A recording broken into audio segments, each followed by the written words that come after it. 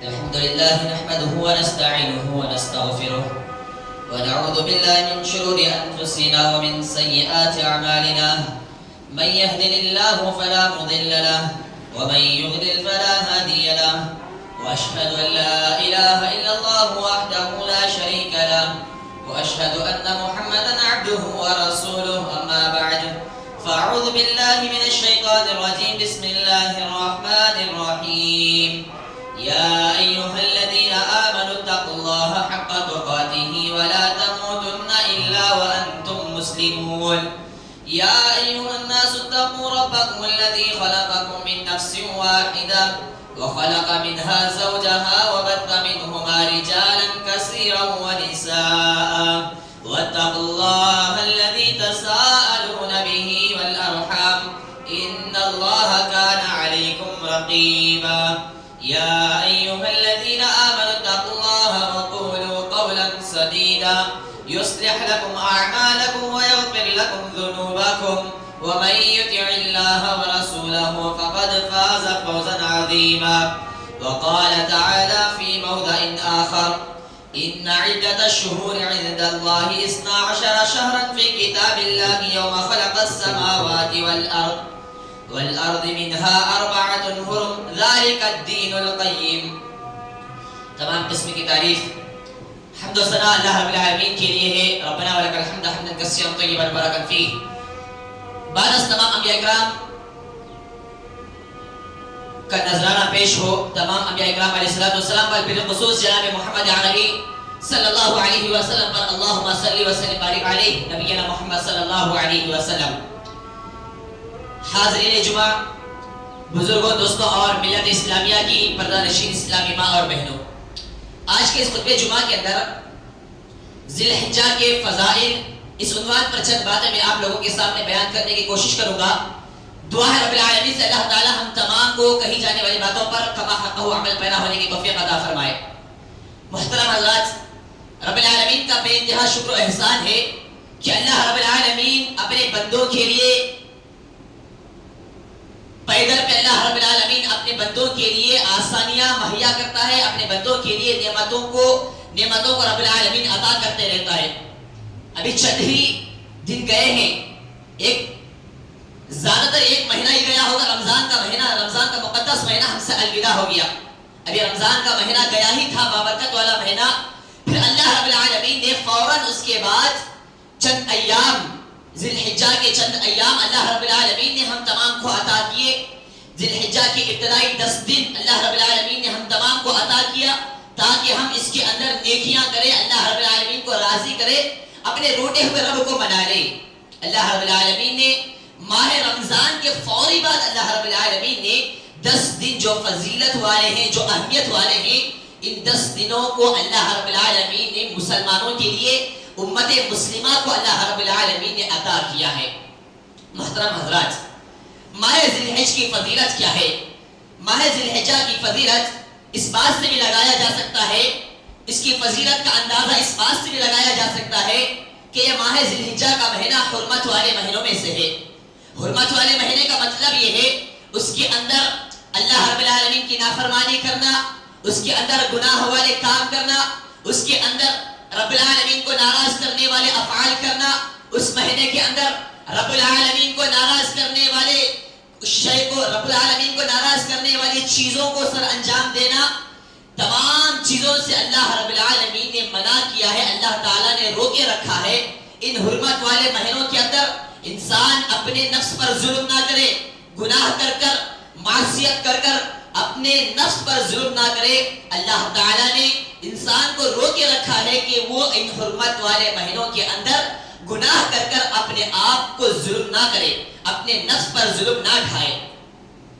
اللہ رب العالمین کہتا ہے: ان عدۃ الشہور عند اللہ 12 شہرا فی کتاب اللہ یوم خلق السماوات والارض منها 4 حرم. جب سے اللہ رب العالمین نے آسمان اور زمین کی تخلیق کیا ہے، آسمان اور زمین کو پیدا کیا ہے، اسی وقت سے اللہ تعالیٰ کے پاس مہینوں کی گنتی 12 ہے. مگر ان 12 مہینوں کے اندر 4 حرمت والے مہینے ہیں، 4 عظیم مہینے ہیں. اللہ تعالیٰ نے ان حرمت والے مہینوں کے اندر مسلمانوں کو یہ تاکید کیا کہ وہ اپنے نفسوں پر ظلم نہ کرے، وہ اللہ رب العالمین کی نافرمانی نہ کرے، وہ اللہ رب العالمین کی معصیت نہ کرے۔ وہ 4 مہینے کون سے ہیں؟ اللہ کے نبی صلی اللہ علیہ وسلم حدیث کے اندر کہتے ہیں کہ ذوالقعدہ، ذی الحجہ اور محرم، یہ 3 مہینے تو لگاتار ایک کے بعد آتے ہیں، مگر ایک مہینہ جو جمادی الاخر اور شعبان کے درمیان میں آتا ہے وہ رجب کا مہینہ ہے۔ یہ 4 مہینے حرمت والے مہینے ہیں، ان کے اندر اپنے آپ پر ظلم کرنا، اپنے نفس پر ظلم کرنے سے رب العالمین نے منع کیا ہے، اور واضح طور پر اللہ تعالیٰ نے کہا فَلَا تَظْلِمُوا فِيهِنَّ أَنفُسَكُمْ، اے لوگوں تم اپنے نفسوں پر ظلم نہ کرو ان حرمت والے مہینوں کے اندر۔ بھائیو ایک بات یاد رکھ لیجئے، حرمت والے مہینوں کے اندر اگر کوئی انسان نیکیاں کرتا ہے تو اس کو دگنا ثواب ملتا ہے، اور اگر وہیں پر اگر کوئی گناہ کرے تو اس کو دگنا اس کو گناہ ملتا ہے۔ اگر کوئی معصیت کرتا ہے، اگر کوئی اللہ کی نافرمانی کرتا ہے، اس کو جو گناہ ملنا ہے وہ گناہ ڈبل ہو جاتا ہے۔ اسی طرح سے ماہ ذی الحجہ کے فضائل میں سے ایک فضیلت یہ ہے کہ ماہ ذی الحجہ کے جو ابتدائی 10 دن ہیں، ماہ ذی الحجہ کی ابتدائی 10 دنوں کی فضیلت میں سے ایک یہ فضیلت ہے کہ اسی 10 دنوں کے اندر حج کا دن آتا ہے۔ اللہ کے نبی صلی اللہ علیہ وسلم کہتے ہیں الحج العرفہ، حج اصل حج جو ہے عرفہ کا دن ہے، عرفہ کے اندر وقوف کرنا، عرفہ کے اندر ٹہرنا، یہ اصل حج ہے۔ اور یہ حج آتا کب ہے؟ عرفہ کے دن۔ عرفہ کس دن میں آتا ہے؟ انہی 10 دنوں کے اندر۔ ماہ ذی الحجہ کی ابتدائی جو فضیلت والے ایام ہیں، انہی فضیلت والے ایام کے اندر عرفہ کا دن بھی آتا ہے، انہی ایام کے اندر حج جیسی عظیم عبادت کو انسان سر انجام دیتا ہے۔ میرے بھائیوں اللہ رب العالمین کہتا ہے وَلِلَّهِ عَلَى النَّاسِ حِجُّ الْبَيْتِ مَنِ اسْتَطَاعَ إِلَيْهِ سَبِيلًا، جس کو اللہ رب العالمین نے استطاعت سے نوازا ہے، جس کو اللہ تعالیٰ نے اتنی طاقت دیا ہے کہ وہ آسانی کے ساتھ حج جا کر سکتا ہے، کعبۃ اللہ کا طواف کر اللہ تعالیٰ کے گھر کا طواف کر وہ آسانی کے ساتھ اپنے وطن، اپنے ملک کو واپس لوٹ سکتا ہے، تو اس کے لیے ضروری ہے کہ وہ کعبۃ اللہ کا حج کرے، وہ کعبۃ اللہ کا طواف کرے۔ اس انسان پر ضروری ہے جو مستطیع ہے، جو استطاعت رکھنے والا ہے، جو مالدار، ایسا مالدار جو آسانی کے ساتھ جا بھی سکتا ہے، جو آسانی کے ساتھ اپنے وطن کو لوٹ بھی سکتا ہے، تو اس کے لیے ضروری ہے، اس پر فرض ہے، اس پر لازم ہے کہ وہ رب العالمین کے گھر کا طواف کرے، وہ حج کرے۔ اسی طرح سے ابتدائی 10 دنوں کی قسم اللہ رب العالمین نے کھائی ہے۔ ماہ ذی الحجہ کے ابتدائی 10 دنوں کی فضیلت یہ بھی ہے کہ ان 10 دنوں کی قسم اللہ رب العالمین نے کھایا ہے۔ اللہ تعالیٰ نے کہا والفجر وليال عشر، قسم ہے فجر کی اور 10 دنوں کی۔ اس آیت کی تفسیر کے اندر مفسرین کہتے ہیں وَاذْكُرُوا اللَّهَ فِي أَيَّامٍ مَعْلُومَاتٍ أَيَّامُ الْعَشْرِ، مفسر عبداللہ ابن عباس رضی اللہ تعالیٰ عنہ مفسر قرآن کہتے ہیں کہ اس آیت کریمہ کے اندر، اس آیت کریمہ کی تفسیر میں کہتے ہیں کہ یہاں پر جو کہا گیا ہے وَلَيَالٍ عَشْرٍ، اس سے مراد ذی الحجہ کی ابتدائی 10 ایام 10 دن ہیں۔ اس آیت کی تفسیر میں عبداللہ ابن عباس رضی اللہ تعالیٰ عنہ کہتے ہیں کہ یہاں پر جو وَلَيَالٍ عَشْرٍ کہا گیا ہے، 10 دن کہا گیا ہے، اس 10 دن سے مراد عشر ذی الحجہ کی ابتدائی 10 دن ہیں۔ ذی الحجہ کی 1 تاریخ سے لے کر ذی الحجہ کی 10 تاریخ کے جو ایام ہیں، یہ ایام یہاں پر ہیں۔ ان ایام کی اللہ رب العالمین نے قسم کھائی ہے، اور اس بات کو یاد رکھ لیجئے اللہ تعالیٰ جس چیز کی قسم کھاتا ہے اس چیز کی اہمیت ہوتی ہے، اس چیز کی اہمیت ہوتی ہے، تبھی جا کر اللہ رب العالمین اس چیز کی قسم کھاتا ہے۔ اللہ تعالیٰ جس چیز کی قسم کھاتا ہے اس چیز کی اہمیت بڑھ جاتی ہے۔ تو اللہ تعالیٰ نے یہاں پر عشر ذی الحجہ کے ابتدائی 10 دنوں کی اللہ تعالیٰ نے قسم کھایا ہے، تو گویا کہ ان 10 ایام کی کوئی فضیلت ہے، ان 10 ایام کی کوئی اہمیت ہے، تبھی اللہ رب العالمین نے ان 10 ایام کی اللہ تعالیٰ نے قسم کھایا ہے۔ اسی طرح سے عشر ذی الحجہ کے ابتدائی جو 10 دن ہیں، یہ دنیا کے سب سے بہترین دن ہیں، یہ دنیا کے سب سے فضیلت والے ایام ہیں، یہ ایام دنیا کے سب سے بہترین ایام ہیں۔ اللہ کے نبی صلی اللہ علیہ وسلم کہتے ہیں افضل الدنیا العشر، دنیا کی جو سب سے بہترین ایام ہیں اس کے اندر عشر ذی الحجہ کے 10 دن ہیں۔ عشر ذی الحجہ کے ابتدائی 10 دن ہیں. ولا مثلهن فی سبیل اللہ. صحابہ کرام پوچھتے ہیں اللہ کے نبی کیا ان 10 دنوں کے فضائل کے برابر 10 دنوں کے فضائل کے برابر جہاد فی سبیل اللہ نہیں ہے؟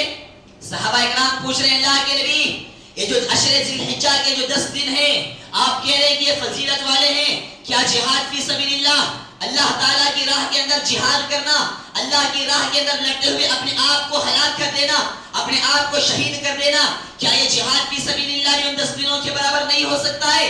اللہ کے نبی صلی اللہ علیہ وسلم کہتے ہیں وَلَا مِثْلُهُنَّ فِي سَبِيلِ اللَّهِ إِلَّا رَجُلٌ عَفَّرَ وَجْهَهُ بِالتُّرَابِ.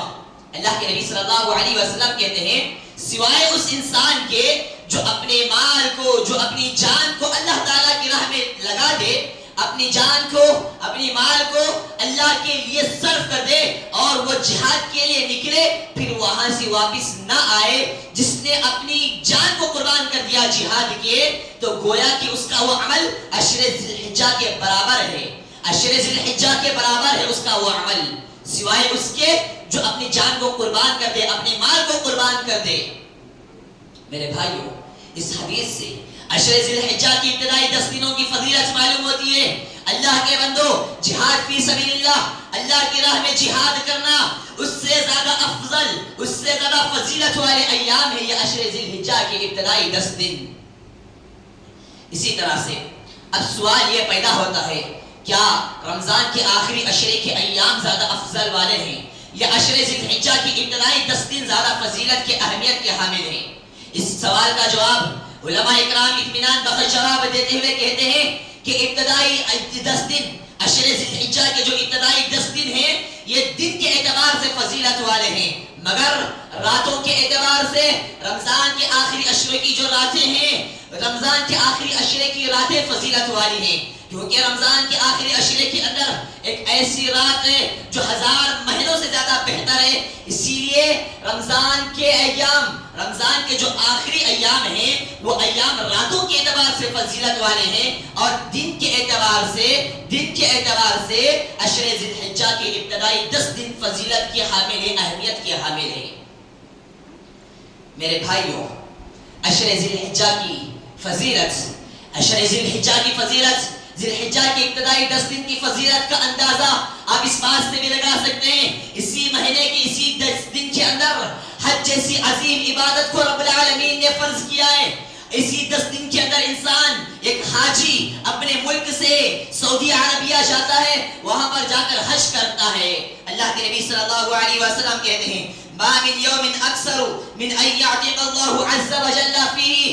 اللہ کے بندو سنو، اللہ رب العالمین یوم عرفہ کے دن، یہ جو عرفہ کا دن ہے، جو عرفہ کا دن ابتدائی 10 دنوں کے اندر آتا ہے، ذی الحجہ کے ابتدائی 10 دنوں کے اندر آتا ہے. اس عرفہ کے دن کی فضیلت کیا ہے؟ اس عرفہ کے دن کی اہمیت کیا ہے؟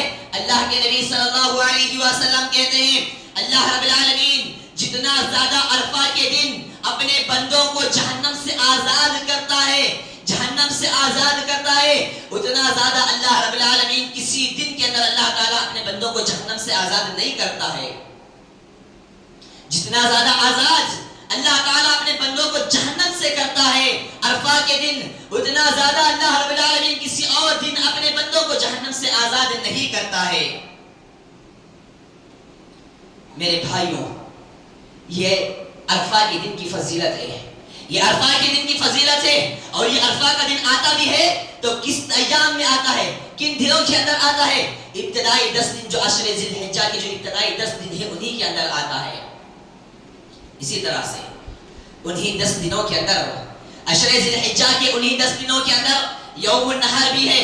عشر ذی الحجہ کے فضائل میں سے ایک فضیلت یہ بھی ہے کہ قربانی جیسی عظیم نعمت، قربانی جیسی عظیم عبادت جس کو بندہ صرف اللہ رب العالمین کے لیے کرتا ہے، جس کو بندہ صرف اللہ تعالیٰ کی رضا کے لیے کرتا ہے، اللہ کے لیے جانور کو ذبح کرتا ہے، اللہ کے لیے اللہ کے لیے قربانی کرتا ہے، اللہ کے لیے خون بہاتا ہے، وہ دن بھی انہی 10 دنوں کے اندر آتا ہے، وہ دن بھی انہی 10 دنوں کے اندر آتا ہے.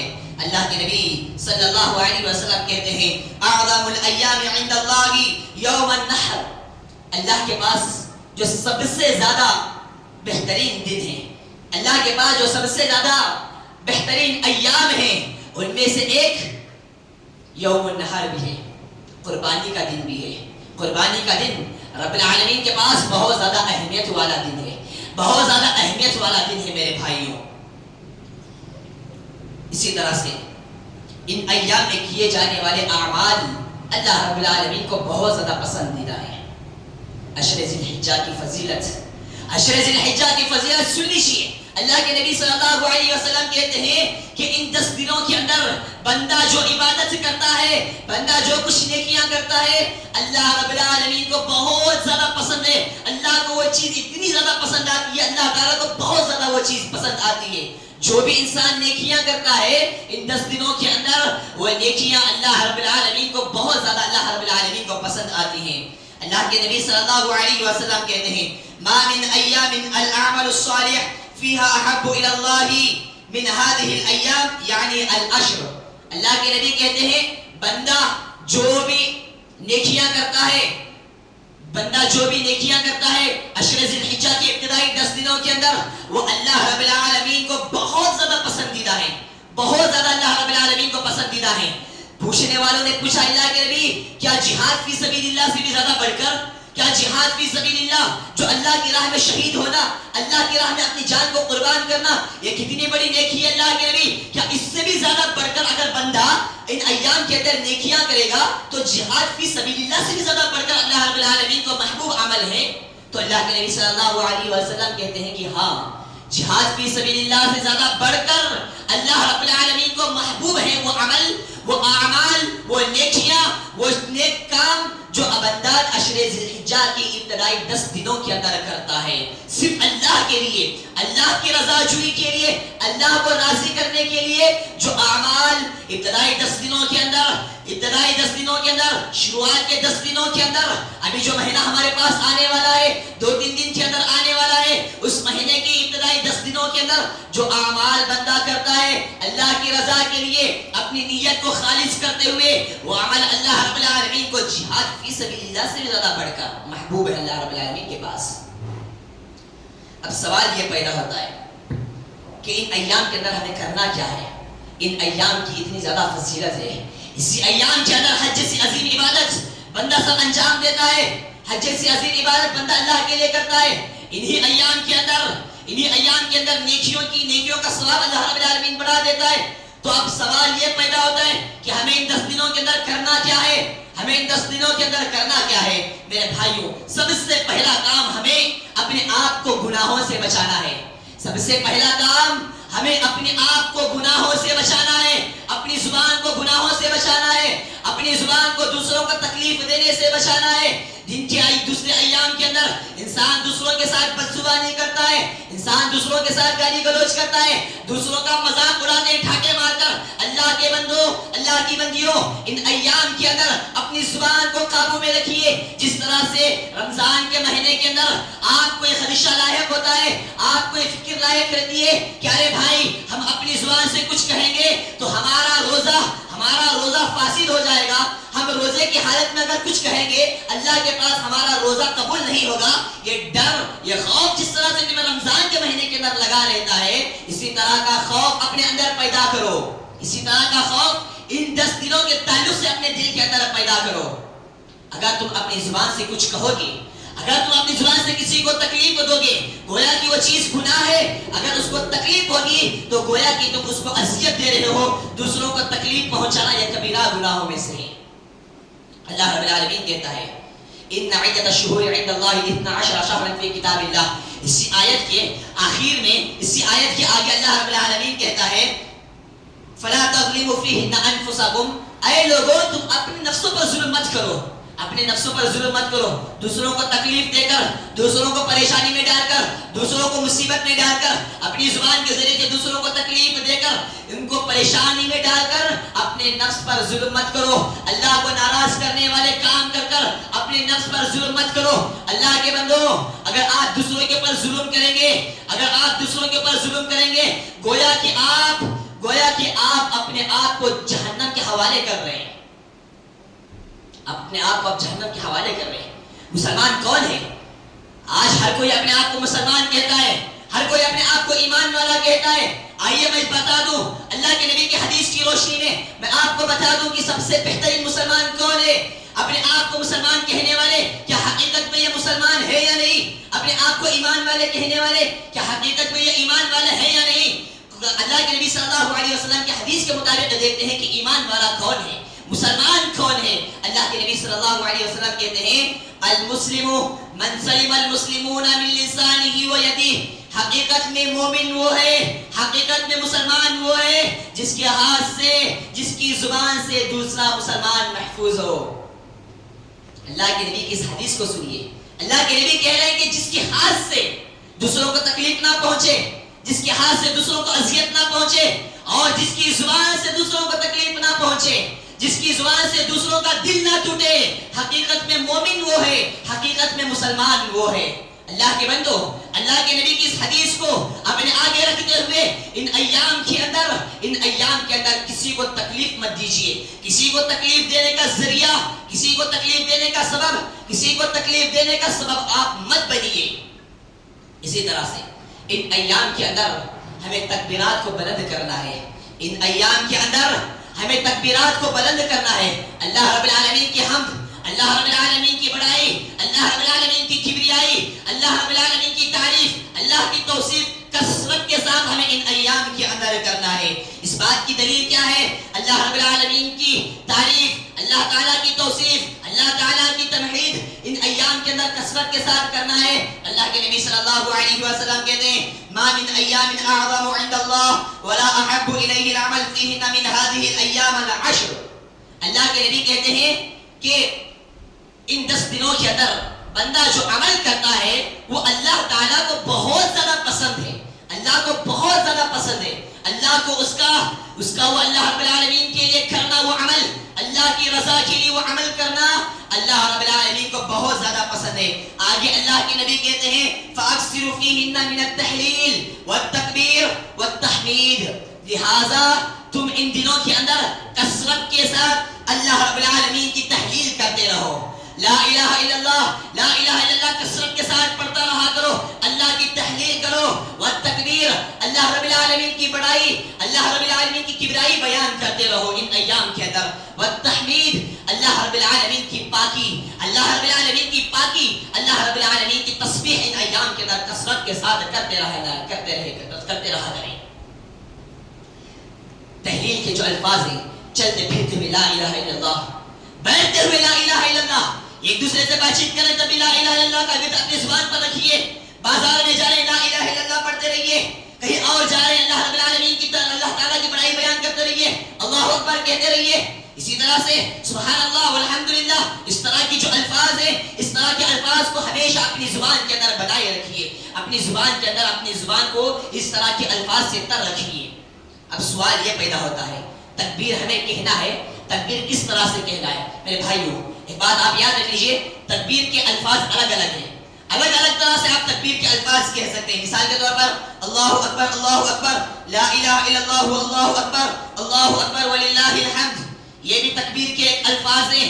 آپ اگر اس انداز میں تکبیر پڑھنا چاہتے ہیں تو آپ تکبیر پڑھ سکتے ہیں، مصنف ابن ابی شیبہ کی حدیث ہے اور صحیح درجے کی حدیث ہے۔ اسی طرح سے اگر آپ اس تکبیر کو دوسرے الفاظ کے انداز میں اگر آپ پڑھنا چاہتے ہیں، دوسرے الفاظ میں اگر آپ پڑھنا چاہتے ہیں، اسی تکبیر کو آپ اس طرح سے بھی پڑھ سکتے ہیں اللہ اکبر وللہ الحمد، اللہ اکبر واجل اللہ اکبر وعلی ما ہدانا، یہ بھی الفاظ ثابت ہیں۔ اگر آپ اس طرح سے تکبیر کرنا چاہتے ہیں، اس طرح سے اللہ کی بڑائی بیان کرنا چاہتے ہیں تو آپ اس طرح سے بھی آپ کہیے۔ آپ کو جو الفاظ آسان لگتے ہیں، آپ کو بولنے میں جو الفاظ آسانی ہو، جن الفاظ کو بولنے میں آپ ان الفاظ کے ذریعے سے اللہ رب العالمین کی بڑائی بیان کیجئے، اللہ رب العالمین کی کبریائی بیان کیجئے۔ میرے بھائیوں اسی طرح سے ایک آخری چیز میں کہہ دوں، ابھی ذی الحجہ کا مہینہ ہمارے اور آپ کے پاس 2 یا 3 دن کے اندر آنے والا ہے، لہذا جو بھی قربانی کرنے والے ہیں، جو بھی احباب اس بات کی نیت رکھے ہوئے ہیں کہ وہ اللہ کی راہ میں قربان کریں گے، اللہ کی راہ میں خون کو بہائیں گے، اللہ کی راہ میں جانور کو ذبح کریں گے، تو ان کے لیے کرنا کیا ہے؟ ذی الحجہ کا چاند نظر آنے سے پہلے، ماہ ذی الحجہ کا چاند نظر آنے سے پہلے ان کو کیا کرنا ہے؟ اللہ کے نبی صلی اللہ علیہ وسلم کہتے ہیں من رأى ہلال ذی الحجہ وأراد أن يضحى فلا يأخذن من شعره ولا أظفاره. جو انسان قربانی کرنے کی نیت رکھتا ہے، قربانی کرنے کا ارادہ رکھتا ہے، تو اسے چاہیے کہ ذی الحجہ کا چاند نظر آنے سے پہلے وہ اپنے بال کو، اپنے ناخن کو تراش لے، اپنے بال کو کٹ کروا لے. جو انسان قربانی کرنا چاہتا ہے تو اس کے لیے یہ ضروری ہے کہ وہ ذی الحجہ کا چاند نظر آنے سے پہلے، ذی الحجہ کا مہینہ شروع ہونے سے پہلے اپنے بالوں کو کٹوا لے.